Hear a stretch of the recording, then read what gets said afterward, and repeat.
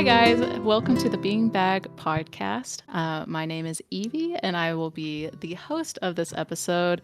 I am here with my best friend, Kai. Say hi, Kai. Hello. And welcome to our show. Today, we're going to be talking about the good, the bad, and the ugly of our books that we have either read, borrowed, or maybe burned, depending. So let's get into it. Okay, so first topic is overall the topic is going to be the good, the bad, and the ugly of the books we have read or DNF'd. Oh yes, I remember this now. Yeah, I never got around to making this note. Of course you didn't. I forgot. I am the good one that actually did her job. Oh my god, I forgot. I'm sorry. Okay, well, I won't be making this up on the fly. You will. Yeah. So I wanted to start out on a positive note and talk about the good. So the good is the books we love, we adore, and we will critique, but we'll recommend them to anybody and everybody. Okay. So I had a tie, and the tie was added not 10 minutes before we started recording. I picked for my good The Death of Mrs. Westaway by Ruth Ware and The Assistant to the Villain by Hannah Nicole. I can't pronounce her last name. I think it's Mirror. Yeah. No, looks right. I'm so sorry if she ever listens to this. I apologize. Anyway, to me, like what classifies as a good book is something that's easy to read. The main character, the MC, is likable, and I love cute little twists. I know I've told you about my obsession with Ruth Ware many, many times in the past, and this is no different. This is just my favorite of them all. I don't think any of her books are badly written or are bad. She's probably one of my favorite authors. But I just love the simplistic writing. It's not super complicated. It's not overly detailed. And I can kind of imagine everything in my head with my creativity and not like somebody telling me exactly like every little detail, you know? Yeah. I'm not surprised you have Ruth Ware at all because I'm like, okay, like the good Ruth Ware, a good Ruth Ware book is going to be in this list. Yes. I felt like that one was a little predictable. The Assistant to the Villain, I initially wasn't gonna like throw it on here. I was just gonna talk about Ruth Ware, but it's simple, it's silly, it's not taking itself seriously, and I feel like it's just a book that's good to read when you just need a break from these highly complicated and like intrinsically written books, you know? Yeah. The palate cleanser, I guess. I think that's the word I'm going for. Yeah, it was very cutesy.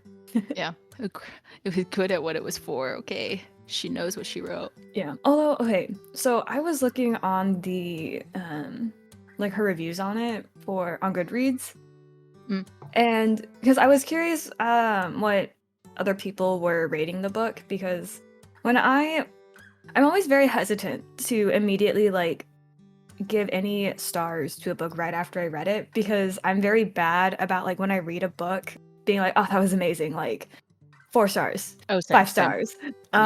So I think I went back and I gave it 5 stars. I don't know if I would still view it as a 5-star book, but it was adorable and hilarious. I loved it.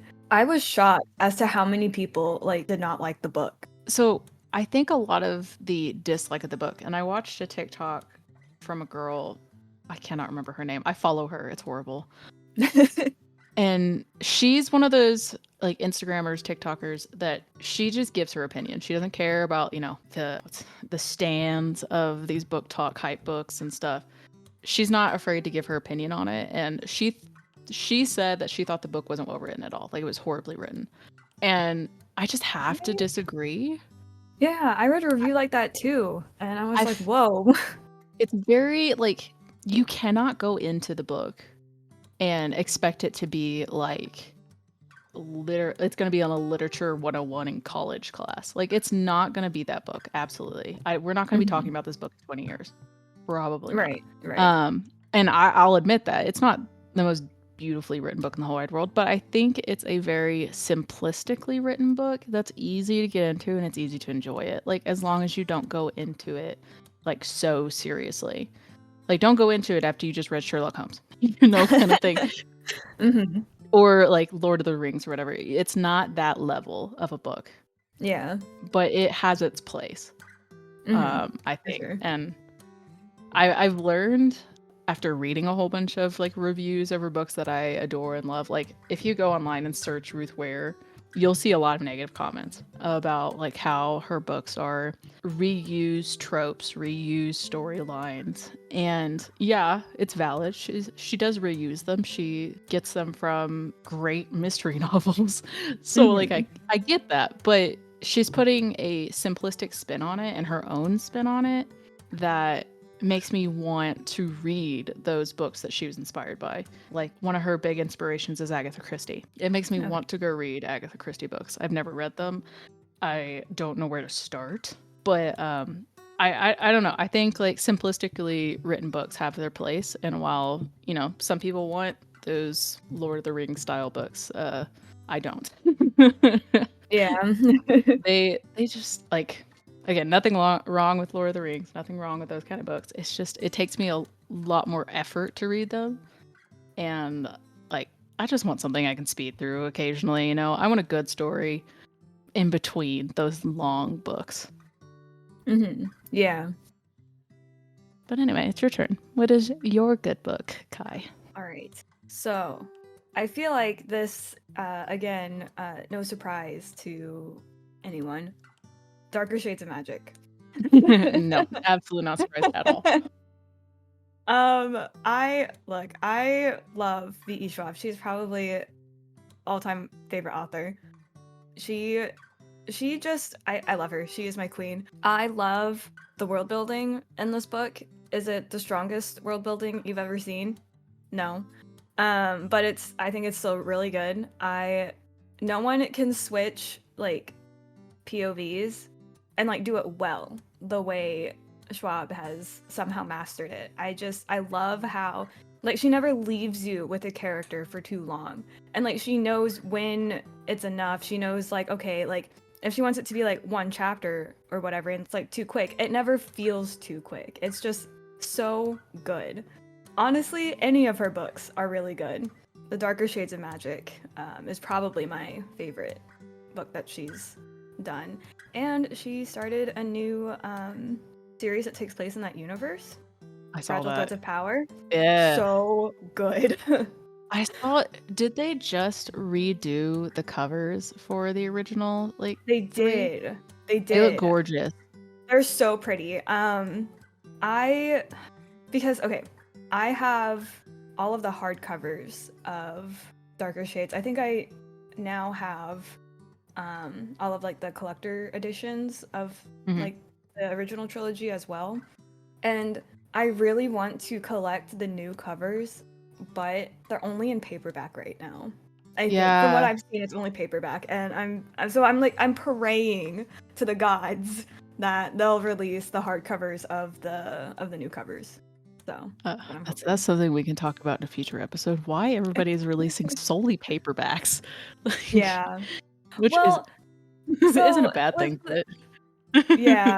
Well, with the Fragile Threads of Power, the cover's beautiful. What is it? Typography is a little whack, but the color it's like I'm looking into a sunset. It's so pretty. And I think I saw somewhere, I think it was by Titan Books because I think the orange cover, I'm pretty sure that's Tor Publishing, but I think Titan they have a cover that matches the aesthetic of the original trilogy and I kind of want to get my hands on a copy. I'm just praying. It's probably not going to happen, but I'm like, maybe someone will sell a copy to the bookstore. oh, I'm still And I jealous of you can. getting that really beautiful copy of what's the title? Girl The Who Fell Beneath the Invisible. Sea. No, the Invisible. Oh, Invisible Life of Addie LaRue. My babe. Yeah, I think that was the which one was it? It was a limited edition, like Yeah, it was. I remember. celebrating. I think it was like an anniversary of sorts or something. I can't remember. Mhm. I remember I looked it up and was like, you bought it for super cheap, and it was like $100 and something everywhere Mhm. else. Yeah, You because I butt. think I'm not sorry. I I mean, hate I'm you. sorry, but I'm not I sorry. hate you so much. The one book I am so in love with that I have 3 copies of it, which I've never done before, Yeah, and you take yeah. the really pretty one. So I rude. also have, well, I guess now I have 4 copies But of that one. But yeah, no, she is the only author that I will justify owning pretty much every edition I can get my hands on. Honestly, like someone like I can see the exact same hardcover I already own, but like Schwab just has this effect on me where I see her name and I'm immediately just like, I want this. It's like I already have like I already have the exact same copy on my bookshelf, but I see the name and I want to buy it. oh, dangerous for our pocketbooks, the Schwab. Yeah, she really is. Ugh. And I don't know. I feel like okay, so that's really good. I don't give 5 stars out a whole lot to Yeah. books. So I do also I feel like I also have to say Girl Who Fell Beneath the Sea by Axio. Yes. That is another super good book. If Mhm. look, if you're a fan of Spirited Away, top There tier. we go. Yep. I say Spirited Away but better because it has the romance. So like I almost added that one, but my problem with it is, and my problem with a lot of V.E. Schwab books, and this is no offense to you, Kai, I love you, but it's a little slow starting out. Mhm. Yeah. In all of her books so far, because Right. I've read Addie LaRue. Mhm. I tried to start Shades of Magic. You Mhm. know, I got like I think 3 chapters in and got bored a little. Sorry. I will read Okay. it. I will read Look, it one day. fantasy is not for everyone. I Yeah. understand. Again, I'm a very simplistic reader, and I feel like V. Schwab, she kind of toes that line of being Mhm. a Lord of the Rings, but simplistic. Like she toes the line a lot. And Mhm. I know I could get into the book. It'll just take me longer. Mhm. And it's the one book that I allow past the 3 chapter rule. Because Mm. you recommended it. Yeah. That makes me um, curious though. What did you think about because I know you really like the whole Aquatar series.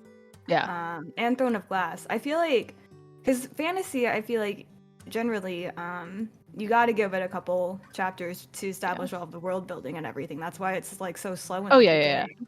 Yeah. So did you feel the same way about Aquatar? No, I think Interesting. I feel like with A Court of Thorns and Roses, I don't know what it is about it. Honestly, it's still simplistically written, even though she's introducing a lot of information. That's She true. It gives is. it to you a little slower than I think Schwab does. And so Yeah. it's not as like overwhelming, and the world that they live in at like in the first book of the Akotar series, the very beginning is Feyre, and it's in her little village, and so it's a normal, like not modern place, but it's something we're more familiar with as humans. Hmm. We're familiar with that space, and I think this might be what it is she started us off in Feyre's home in her village and started us with the information that Feyre is, hunting and trying to support her family. And it Hmm. slowly trickles in the Fae information. Like you don't really get hit with it until she is, um, you know, with Tamlin. You don't really get Right. hit with that much information until that point. And I don't know. I just V.E. Schwab, she like kind of drags it out and gives you a lot more detail. Hmm. And it's a lot of information to take in at once. Especially like I remember it's been a while, but I remember reading the first page of Shades of Magic, and it was like, even in the first page, it was a lot of information being thrown at me. And it was like I had to read it a couple times to get all of it, which again, I'm a horrible reader. I have to read everything like twice so I can catch everything. That's fair.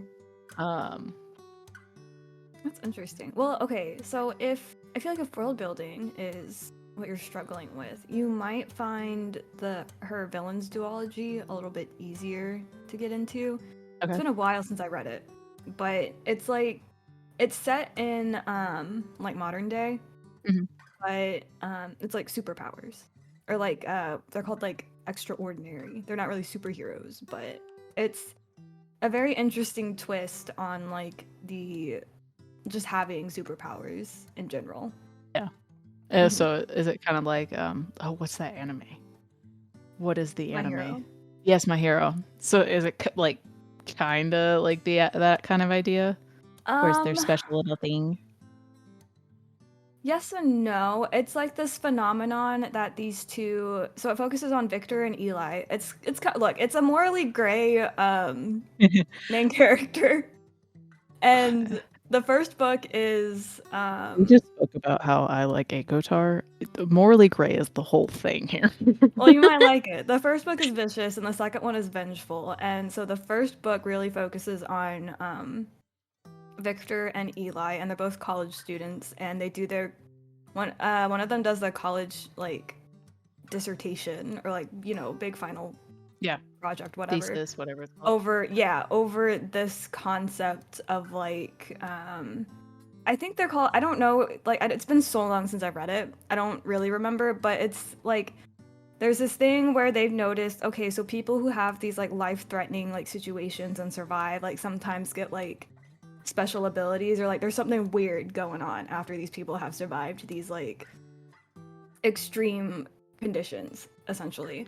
And so they like go and try and recreate this themselves, and they also get powers, and it's about their adventures doing that. Like, yeah, I can see myself reading it. Will you send me like the title later? Of course. I will add it to my Libby holds so I can have it. The second book focuses on a different cast of characters. It still has like the same group, but it kind of like they're still kind of there, but they're all, it's like, there's the plot A, plot B, and then that like converges together at the end for a very satisfying or just unsatisfying end. It depends on which side you're rooting for, I would say. Oh, okay. That's going to be a dangerous book to read, is what I'm hearing. It's so good though. Okay. Because she also portrays some of the powers. Like she'll have like your standard powers. But like she'll like present them in like a different way that like I've never really seen before, and I'm like, oh, that's very interesting and very cool. do think that's the one thing I do really like about V. Schwab, is that she introduces things in ways I haven't had the chance to see before. Like Addie LaRue in general. Like the whole book is I've never seen it written that way. And I'm trying to avoid like spilling any kind of beans, so that if anybody who is listening to this hasn't read it, doesn't get any spoilers. I just, the way she wrote Addie LaRue and the way she, again, her POV switches or her time switches. Yeah. Addie LaRue, in the book, she not jumps. The story as it's written, it jumps from, modern day Addie to past Addie, like every other chapter. And I've never seen it done that way before, which I'm sure like somebody else has done it, but that was just the first time I've ever seen it, and I've never seen it that smoothly in terms of POV switches. Never have seen it that smoothly. It's amazing. Like, if you want to write POV switches, I feel like you should have to read Addie LaRue at least. Like, she does it so well. I would say read any V.E. Schwab book.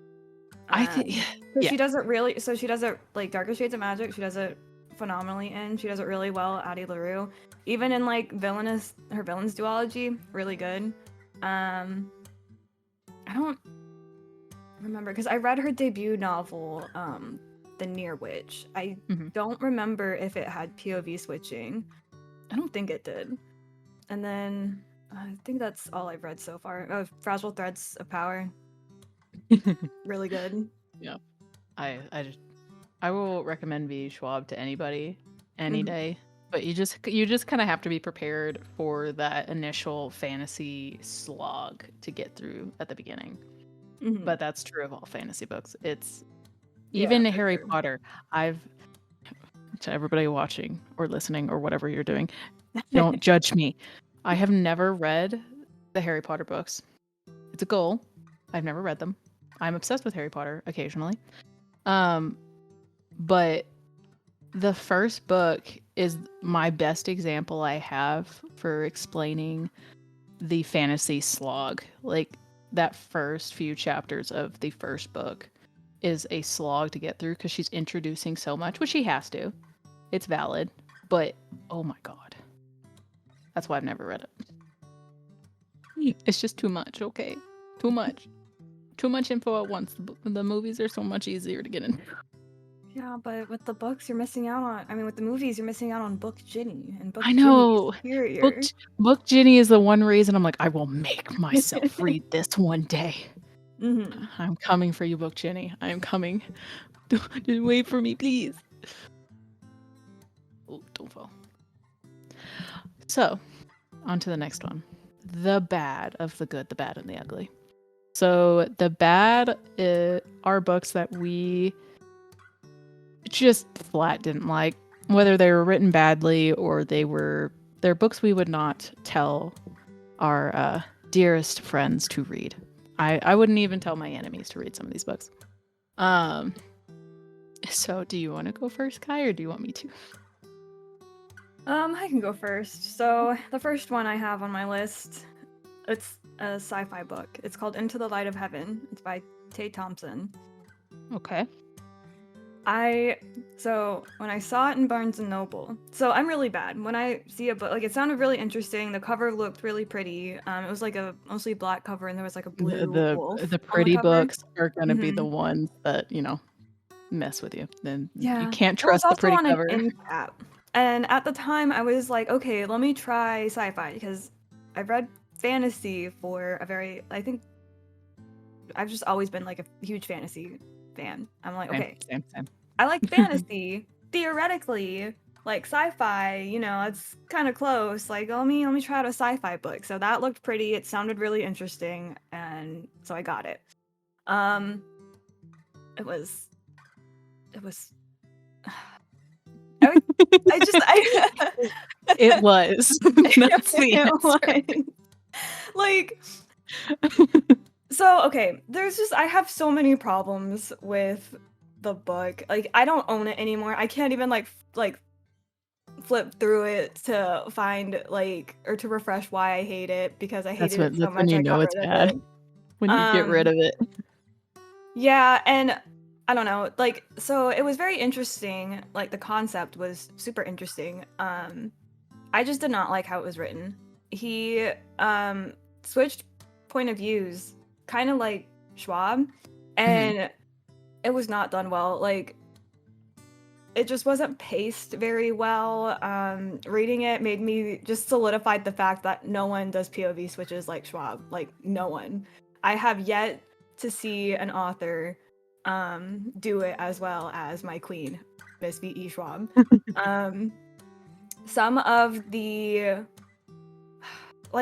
adjectives he decided to use in the book as well was just so jarring because I remember actually the one time I was actually really into what was going on because the main characters are on a spaceship and the classic something went wrong on their expedition in space and now they're stuck in space trying to figure out what's happening, and there's a huge wolf or something in the ship, and they're trying to figure out what it is because it's not showing up on any of their bioscans or whatever.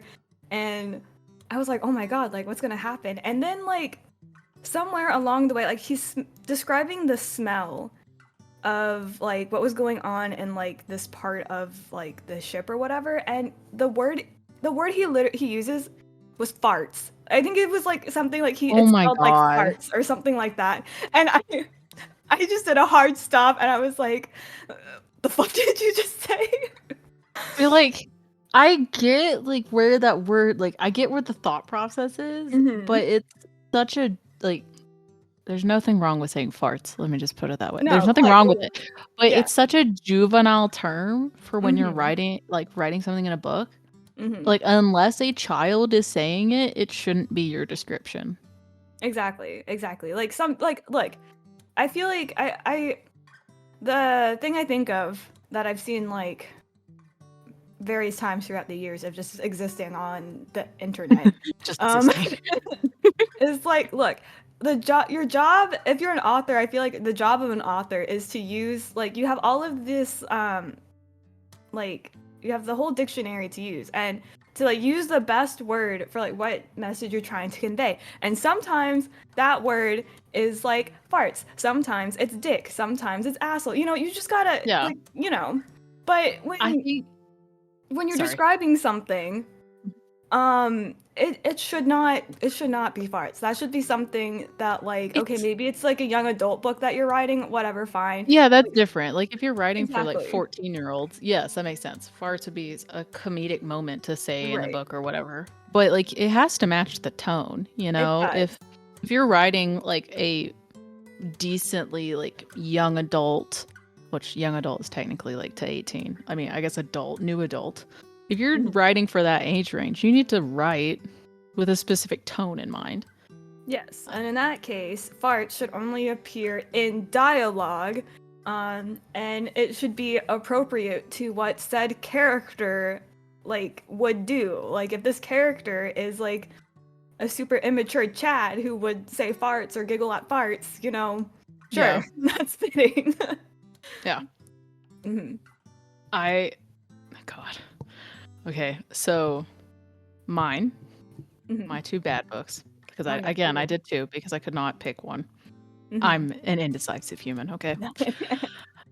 My bad books, and one of these is a TikTok viral sensation. Ooh, So spill the tea. We're gonna get hate right off the bat.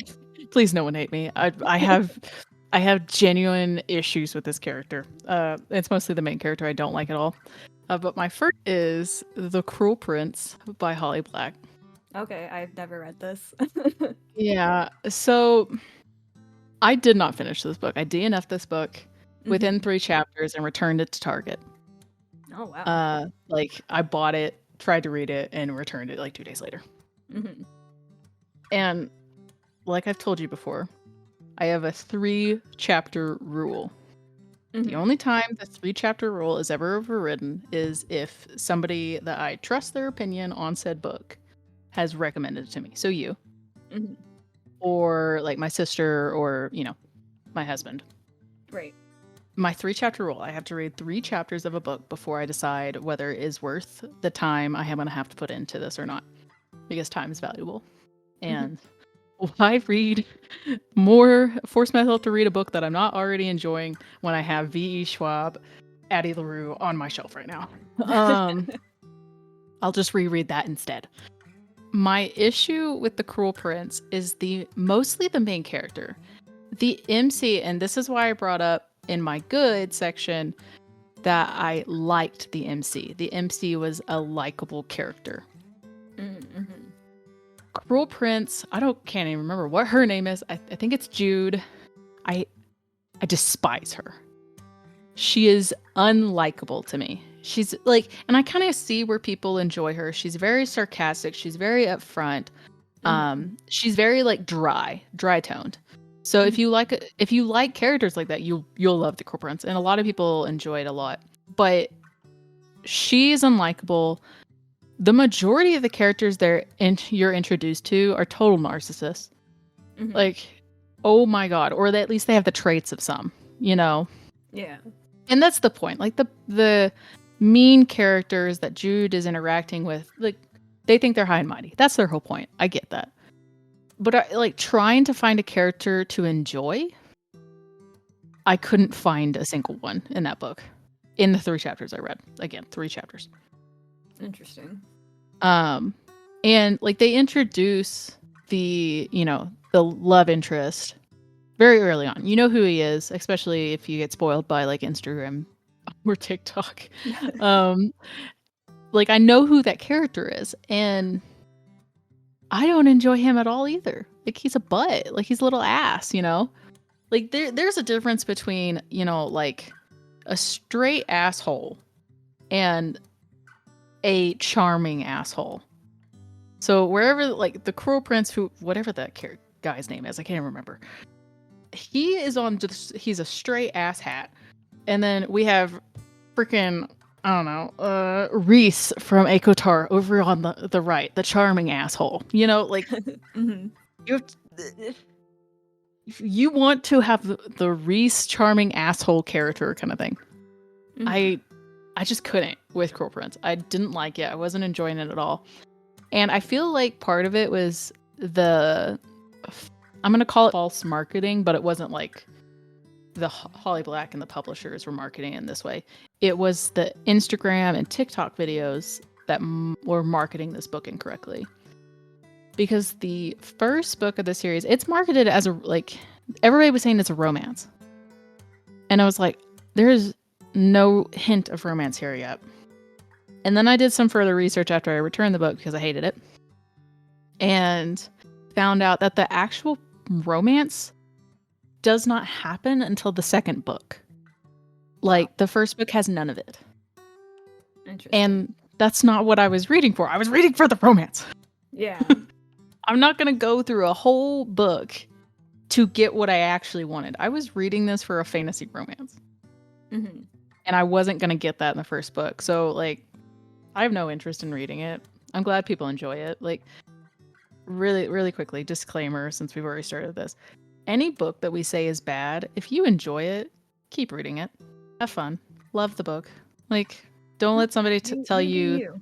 Yeah, don't let, like, these negative reviews or people dogging on your favorite book or a book you liked, like, change your opinion of the book.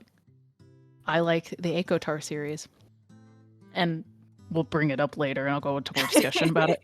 But people will dog on the Akotar series, the Court of Thorns and Roses, all day long. I will dog on the books all day long. But I still like the books. I have the original covers and the newer covers. So I don't care. Like, Kai doesn't like the books here. She didn't like them at all. And yet I still have the paperbacks and the hardcovers. Yes, you're welcome for that.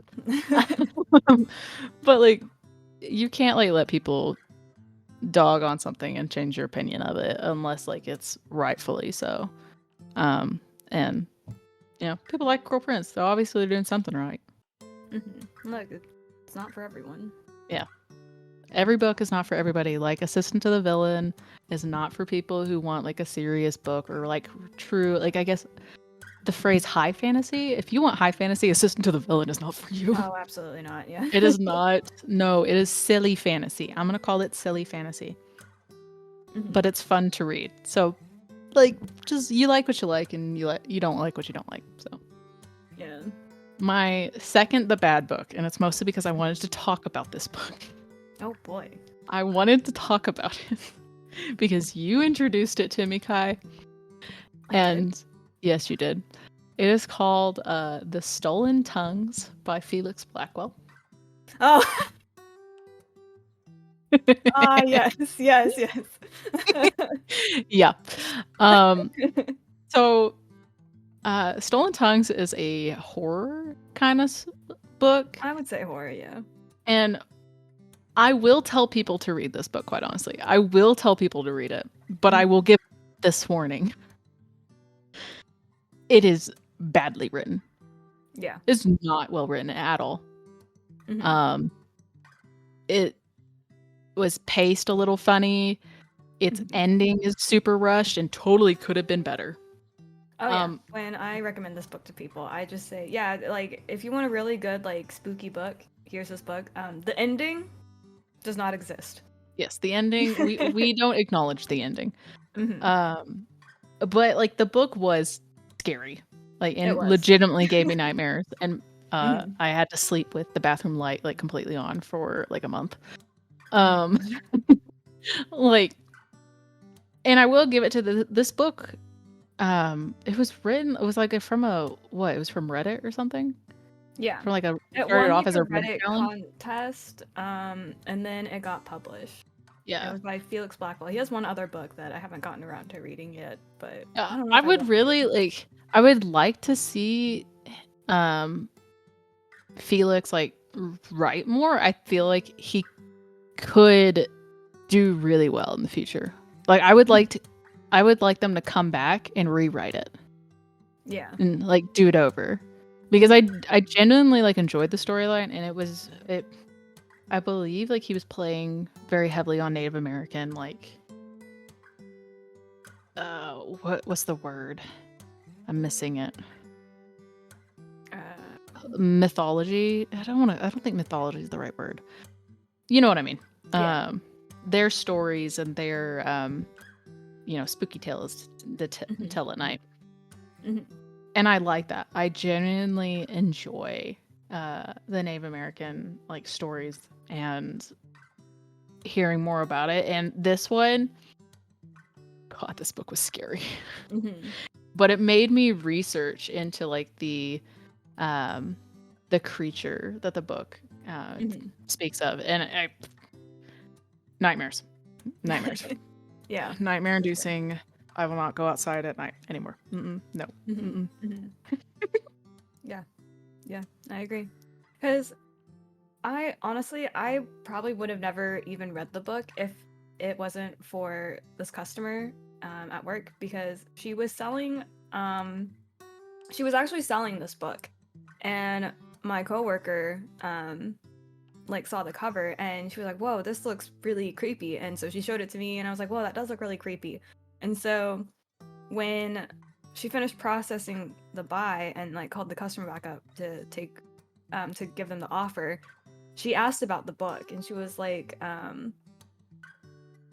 she asked about like what it was about, like if it was any good, and the woman was said that she said that she didn't read it, but her husband read it and he got nightmares from it, and that's why they were selling the book, because it was really creepy. And I was like, when I heard that, I was like, well, how creepy can it be? So I got it, I read it, I had a nightmare a couple days after I finished it, and I was like, that's weird. And then my coworker read it, and I told you about it. Then cue the nightmares for the next month. Yeah. Um, it was genuinely like it was a good book to read if you just It want to was. try. Like I'm gonna call I keep reusing the word simple, but like a simple, easy to read horror story. Like Mhm. it's a good one for it. It's Very very easy. straightforward. Yeah, I think it's it's a not good super complicated. introduction to horror, for Yes. sure. It made me more interested in horror. So like I do have a couple horror books that were recommended via Google on my Libby that I'm waiting for. Yeah. Uh and like yeah, it definitely was a great introduction. So I do recommend it if you want something an easy to read horror to kind of get you into the genre, into the mood. I Mhm. probably like would read it around Halloween again. Creep Oh, myself for out sure. Yeah, yeah, yeah. along with the horror movies. Mhm. Yeah. All right. Just be warned if you read it. 3 people have now reported having nightmares after reading the book, so that's your disclaimer there. Yeah. If you want full effect, read it in pure darkness. No lights, no nothing. Pure darkness with the That would like be a hard book to light. read. Yeah, there you go with the book light. Well, I mean, if you read it on your phone, Oh, I that's did. true. I read Mhm. it on I think my like Kindle app on my phone or on my iPad. Oh, yeah. I So, read physical books. Although I have a Kindle now. I just well, I'm trying to save money, ma'am. yeah, like it's just cheaper for me to get physical books. Oh yeah, because someone works at a bookstore. Yeah, it's great. I love The it. other one does not. Okay. It's all right. We're getting the kinks out in episode 1. Yeah, yeah, yeah. Okay. The next section, our final section of the good, the bad, and the ugly is the ugly. So what we define as ugly is books or our books that we enjoyed at some point and then decided we hated, or generally like books that like we toss between, I guess. I don't know how to describe the ugly. Just books that we love to dog on, I guess. We already started on mine, so we're gonna continue it. All right. So I have two again. And one of them has already been mentioned, obviously. It's the ACOTAR series by Sarah J. Maas. God dang it. We could honestly go into a full episode just talking about Sarah J. Maas, quite frankly. We could go on for a while. But we're gonna stay on topic. So I read A Court of Thorns and Roses based on book talk, throwing it in my face, and then I convinced Kai to read it. And she hates me forever for making her read it, even though I feel like she secretly loves it, deep down within her soul. So A Court of Thorns and Roses, the thing about it is I love the characters. They do genuinely have problems, and I will talk all day long about their issues and how I would like to smack them upside the head a couple times. Okay, now are we talking about the first book or ACOTAR as a whole? That's the one thing I hate about the series is that the series is called A Court of Thorns and Roses, and the first book is also called A Court of Thorns and Roses. No, I agree. I think it should have an overarching title, which it might, and I just don't know it. But my thing with the series is that I love the world itself. I like what she has built. I love the characters. I have a deep attachment to them. They're my babies. They are in my little baby circle that I must protect of characters. But I don't acknowledge any of the books after the third one.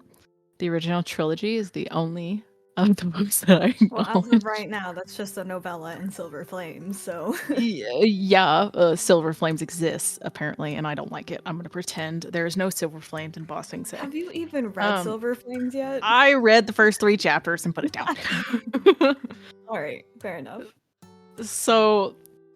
again, this could be a whole other series. I just don't enjoy where it has gone after the third book.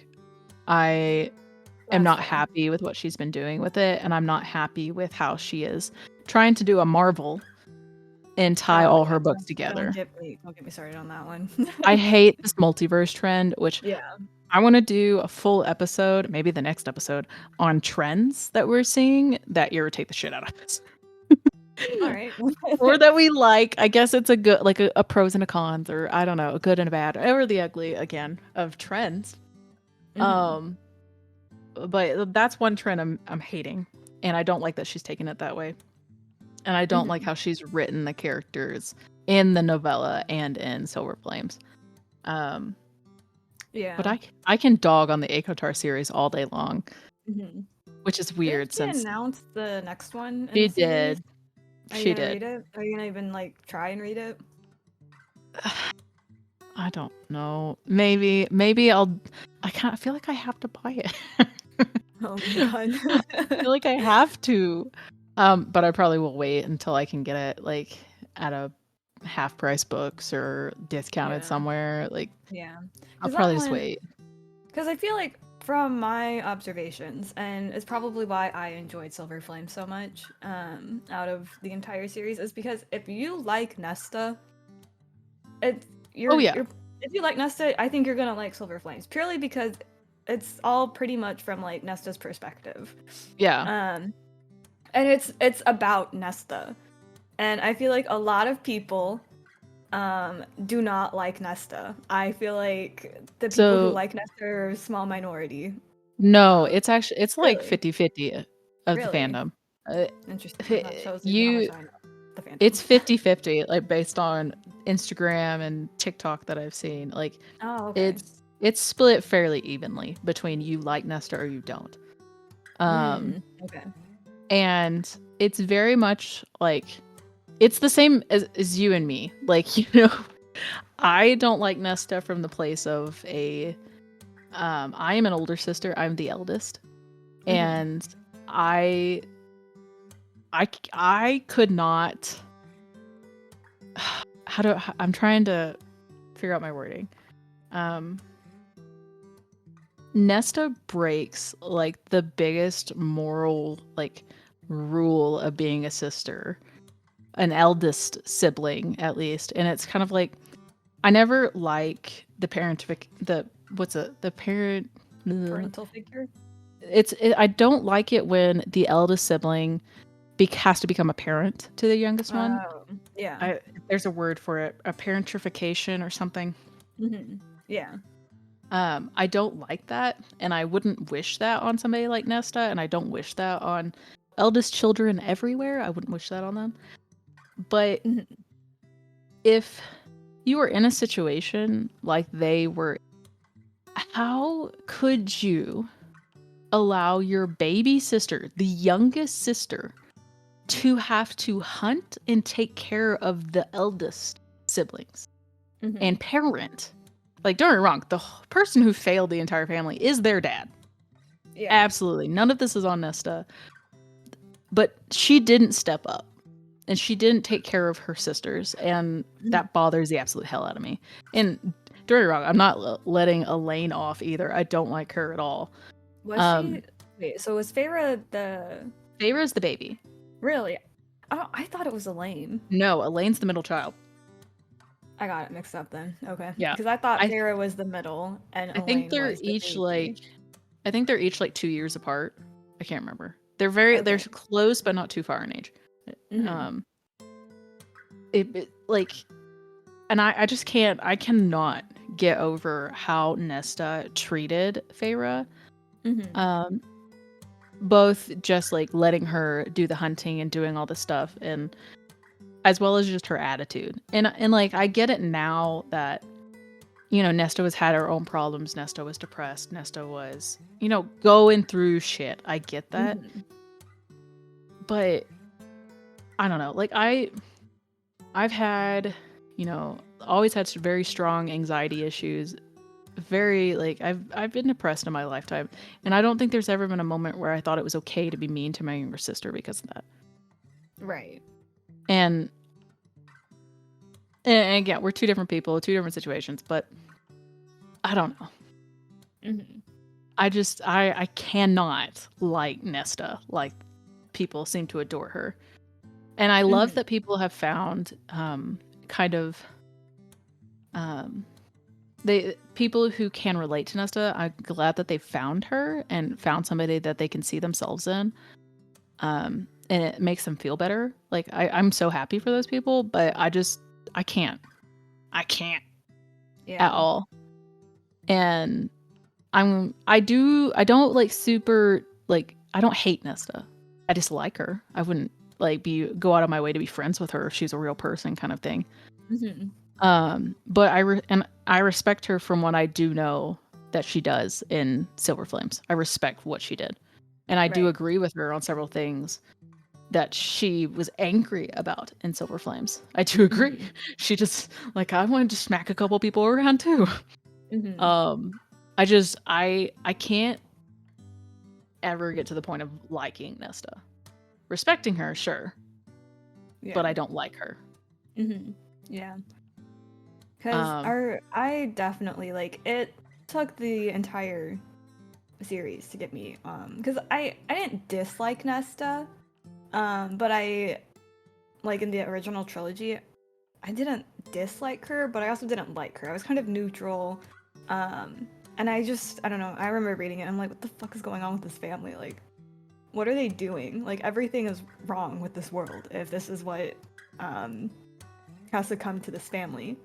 But reading Silver Flames and seeing Nesta's character development and everything, like, number one, I'm like, oh, the babe was traumatized and like Oh yeah, so messed up and so depressed.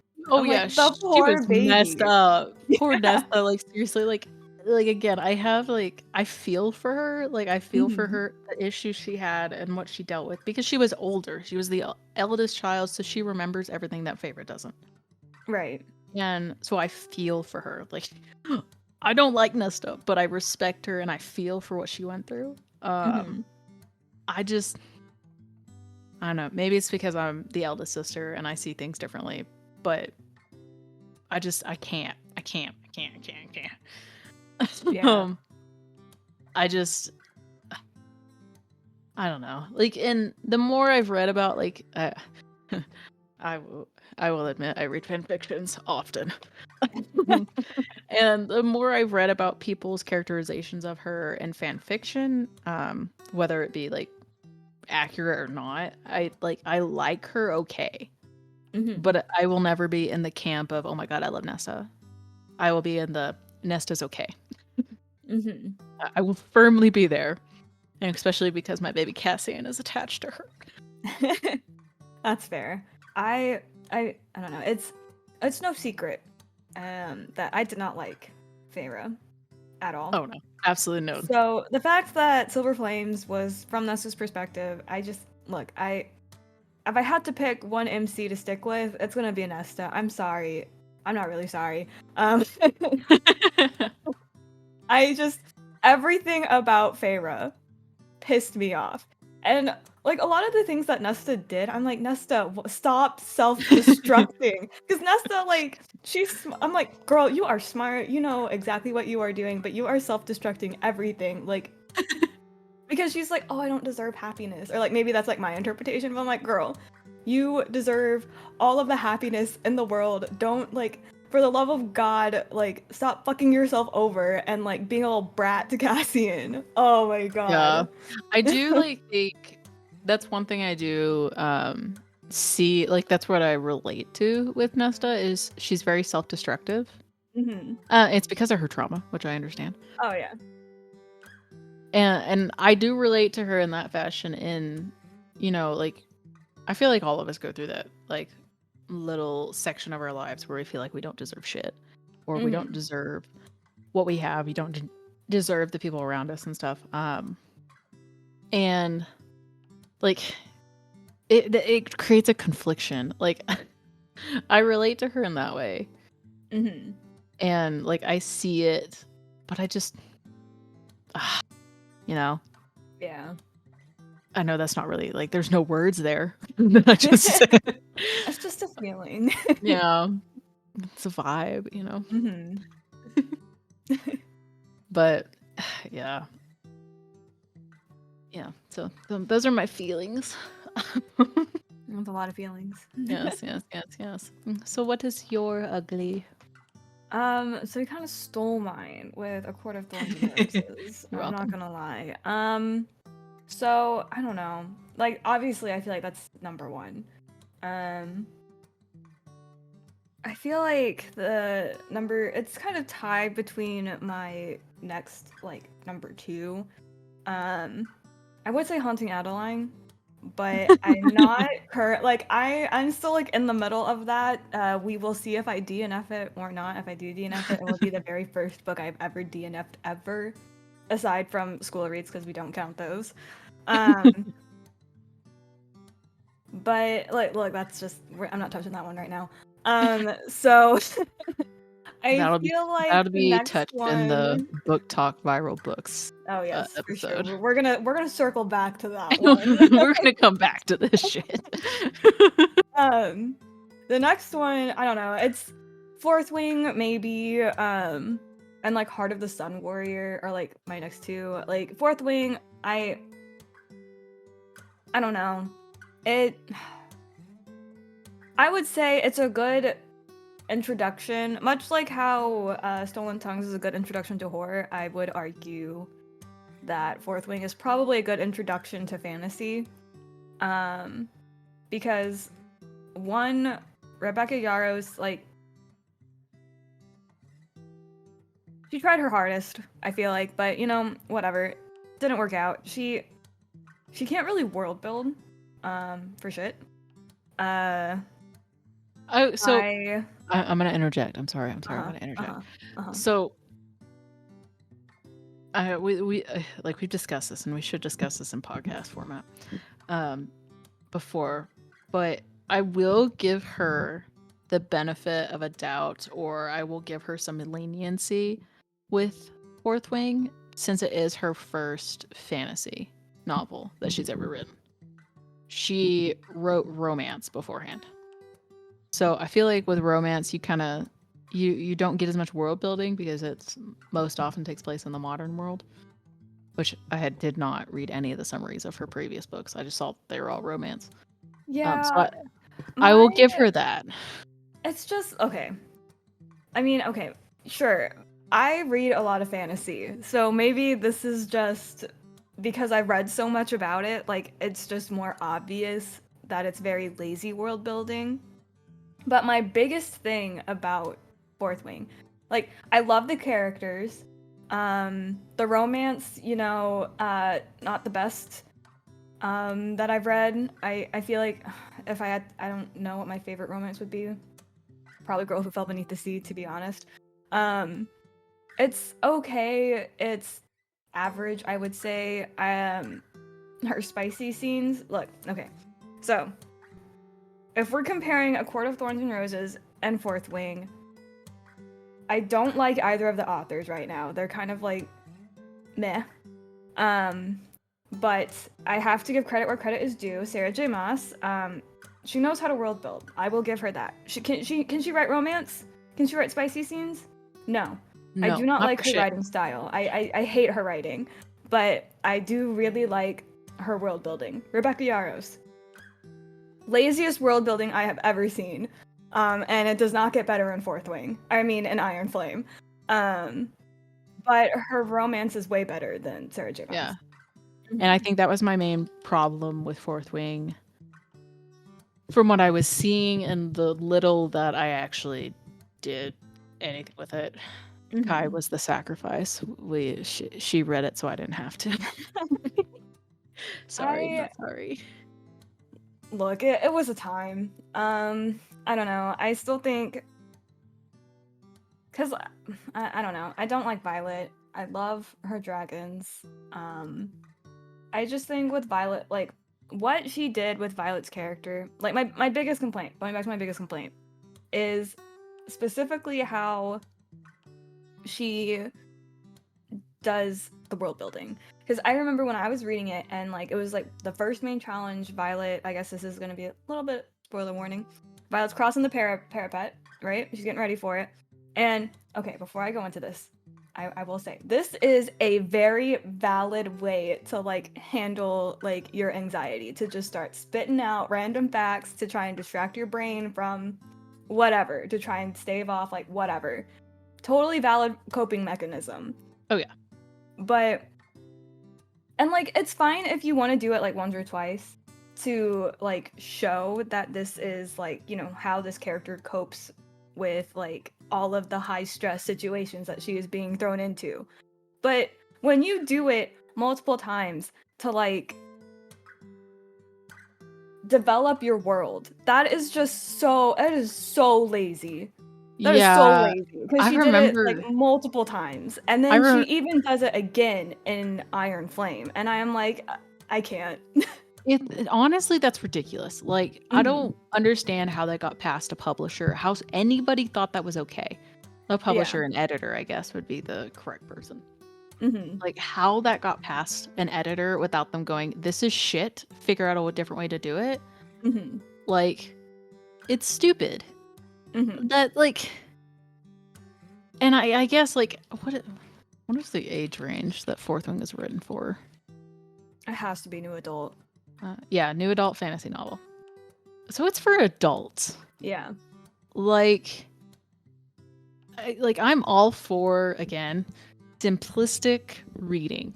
All for it. I am probably who this book was technically supposed to be written for. Someone who just needs a simple, fun fantasy novel. But I have higher standards than that. Like, it's it's not okay. Yeah. Like, no. To me, it read like, okay, so I also had a very hard time believing, and it was, I think it's just the way it was written as well. I had to keep reminding myself these weren't high schoolers. These are like college. These are like, you know, early 20s, early Well, mid 20s. based on the excerpts I was seeing, I'm like, these guys are like 17. Yeah, all of them read like they were high schoolers. This felt, honestly, this could have been, take out like the smut in it, and this could be a teen book, no problem. I think there was Yeah. like 1 or 2 like spicy scenes. Just remove those completely, or just edit them, and you know, tone down the spice, and it could be a teen book. And I feel like this goes into like a new category, I guess, which I guess is why like new adult exists now. Because I feel like it's this new category where like people, they're still wanting to read teen books, but they want more spice. But obviously, you're not gonna put spice in a teen book. Like that's people who read teen, and like that's their main complaint. You're not the target audience. So, and forgive me if this insults anybody. I'm not intending that this insults anybody. The thing with a lot of these TikTok famous books, and we will get into this in another episode. I already have this episode planned. Is that a lot of them seem to be written for those people who read romance, the very simple romance books. These books, The Court of Thorns and Roses, Fourth Wing, and a lot of the books that go viral on TikTok right now, seem to be written for or as entry fantasy for those people who are just flat reading those easy to read romance novels. Or who are just now starting to get into reading. Yeah. Or like a transition from teen books to young adult. Or, well, teen, not young adult. The young adult age range to new adult books. That's what I feel like a lot of these new ones are going for, which is, that's not an issue. We do need those transition books. We need transition books, so that people can, you know, move up in their reading journey, so they can get to where we're at. Yeah. Nowhere near that. I'm still stuck in Court Thorns and Roses level books. And like one thing I will give Fourth Wing is that Yaros wrote her condition into the book. And so the main character has this condition. I don't think it's ever named, but I liked that. I like that she brought that aspect into it. I just wish the book was written better. Yeah, I agree. Which she could, like, maybe, like, she will slowly get better. Maybe her next series, I'll read it. Maybe. Next series. I don't know, man. I'm scared of, I don't know if I'm going to continue on with the series. I'm scared of romance authors in general. Yeah, I don't know. So I say that, and I'm reading like 4 different romance books right now. I'm on a romance binge. I'm not upset about that. Romance books are very, like, romance books have their place, and I think they're very good palate cleansers. Yeah, I don't know. Okay, if we're going to Heart of the Sun Warrior, by Sue Lin Tan. I say this because it's also a romance book, but my God, it was not a pleasant experience to read this book.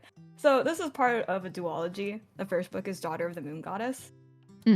Honestly, the ugly, I would call it an ugly because this book did not need to exist. Because okay, so here's my issue with Heart of the Sun Warrior. It took, because I read this on my Kindle, so I think when I noticed things start to finally happen, I was maybe 40% of the way through the book, according to my Kindle. I was 40% of the way through, and things were finally starting to happen. And I was like, that's not okay. If your book takes 40% of, like, everything you've written to just set up the events, to, like, start the action of, like, what you want to happen in the book, just make it 2 books, please. Or just make a novella, or make it 2 novellas. Like, just, it needs to be 2 books. Because, so where Daughter of the Moon Goddess left off was, look, that was a whole journey as well. It's like a love triangle, okay? So, like, the whole first... triangles. Yeah. So, the love triangle, the way we ended off the love triangle, it was okay, it was fine. Okay, spoilers. She was like, I choose my family over the 2 love interests. Which, you know what? Fine. You know what? Girl power. Valid. Yes, queen. Go off. Go girl boss. Yeah. I don't know if I used it properly. I'm sorry. And then where it starts off in Heart of the Sun Warrior, she's kind of like, so there's a prince. They're both princes, but one is the prince of the.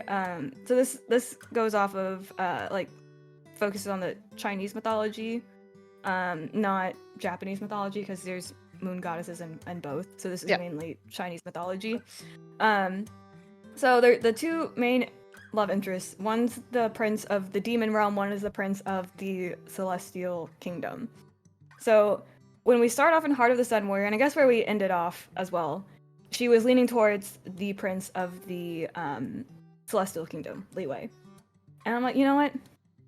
I don't support that decision, but that is a decision that she made. Yep.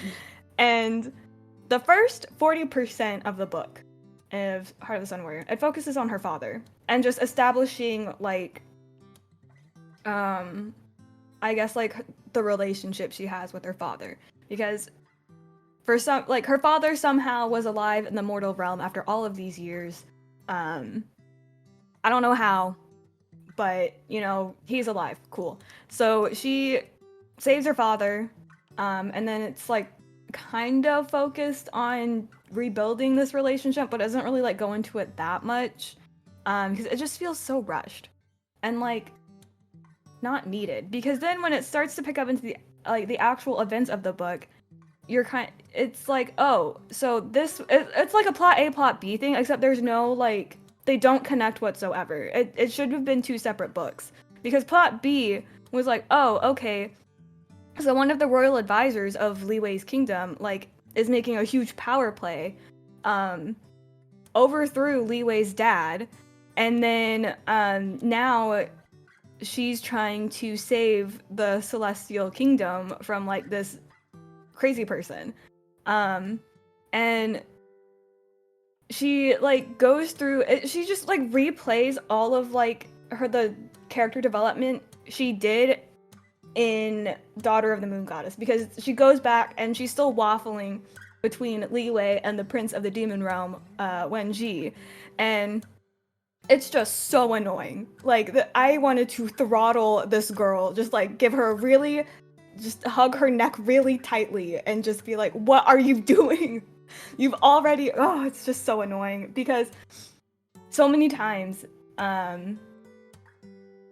when she's trying to, like, rationalize, like, why she doesn't like Wenji and why she will never she will never love Wenji, is because, like, she keeps telling him, like, you lied, you did all of these things, like, how could I ever trust you again? And he's like, girl, you did the same thing, because they both, like, lied about their past to, like, work in the celestial kingdom in the first book. And he's like, we did the same thing. And she's like, we did not do the same thing. I did all of this for my mother, like, to save my mother. And I'm just like, homegirl, it's the same thing. Because he did it for his family too. Like, it's just like, oh my god. So, it was so bad. I hated it. Dumb characters in books. Yeah. The greatest stress causers. It was so bad. And then, like, so my biggest issue was just the pacing. It was so awful in Heart of the Sun Warrior. And then, like, when it finally ended, the ending was absolute shit too. Like, you don't need to read it. Guys, you don't need to read it. I promise. You don't need to read it. It's not worth it. Save yourself the time. And just, if you're gonna read this, look, you should read the series, because it is a very good series. If you do like love triangles, like, it's very good. I was frustrated, but it wasn't, like, frustrated because, like, it was bad. I was frustrated because, like, you know, the love triangle is doing its job and making me stressed. the characters didn't change. It kind of ended off similar to what I was expecting. It was just a very like okay ending. Probably not worth the time I invested in reading it, but it's still a very good series. If you read it, stop after the first one. Yes, like Akotar, stop after the third book.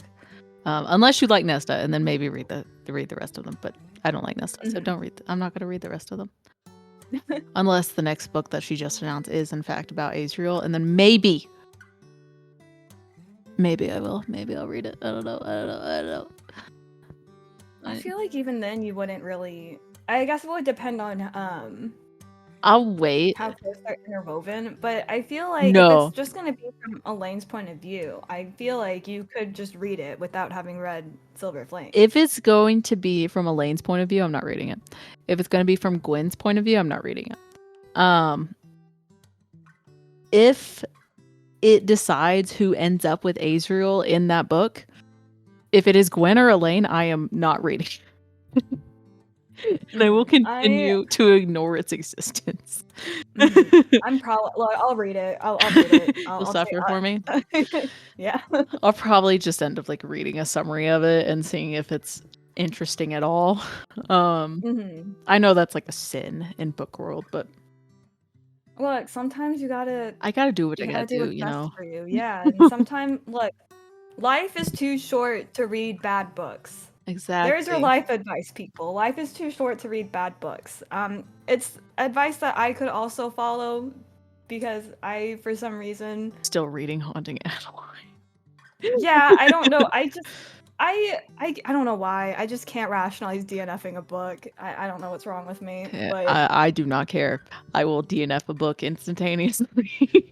Yeah, I really need to take a page out of your book. But do as I say, not as I do. Life is too short to read bad books. The 3-chapter rule. I've told Kai this before. Read 3 chapters of a book. And unless someone you 100% trust with your life recommends you continue reading it, stop. If you hate it at 3 chapters or you're bored at 3 chapters, stop. Just stop. Like, Haunting Adeline, I wanted to at least make it to the gun scene because I've seen so many things about like how shockingly like dark and messed up that scene was. Y'all, I laughed. I laughed. Okay, hold on. We need to hold that in. That's a preview of a future topic, y'all. Preview. We will discuss this at length.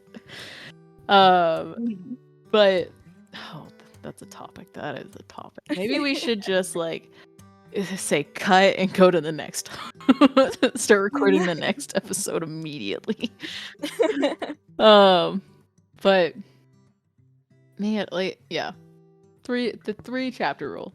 I recommend 3 chapters and then move on. Like I'm not gonna waste my time with books. If I'm not liking something, why waste it? You know.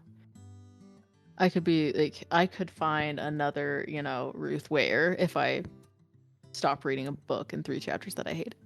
Like I could move on to a book to find another Ruth Ware. So that's kind of my philosophy of it, personally. All right, thanks for joining Kai and I. We hope you enjoyed listening to us ramble on about the good, the bad, and the ugly books in our lives. Please follow us on our social medias, linked in the description, or maybe subscribe, like, and rate this podcast wherever you found us. See you guys later. Bye.